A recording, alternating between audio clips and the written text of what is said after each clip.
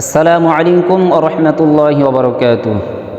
রাসূল সাল্লাল্লাহু আলাইহি ওয়াসাল্লাম বলেন, আপনার জীবন থেকে 5টি জিনিস হারানোর আগে 5টি জিনিস বেশি বেশি মূল্যায়ন করা।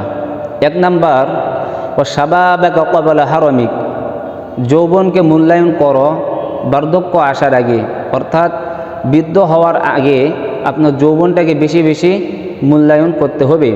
2 নাম্বার, ও সিহহাতাকা ক্বাবলা সাকামিক, সুস্থতাকে মূল্যায়ন করো অসুস্থ হওয়ার আগে। 3 নাম্বার, ও গিনাকা ক্বাবলা ফাকরিক, সচ্ছলতাকে মূল্যায়ন করো দারিদ্রতা আসার আগে। 4 নাম্বার, ও ফারাগাকা ক্বাবলা শুগুলুক, অবসরকে মূল্যায়ন করো ব্যস্ততা আসার আগে।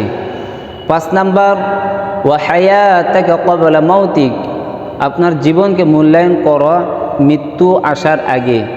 এই 5টি জিনিস আমরা সকলেই যেন মানতে পারি, এই 5টার উপর আমরা সকলে যেন আমল যেন করতে পারি। আসসালামু আলাইকুম ওয়া রাহমাতুল্লাহি ওয়া বারাকাতুহু।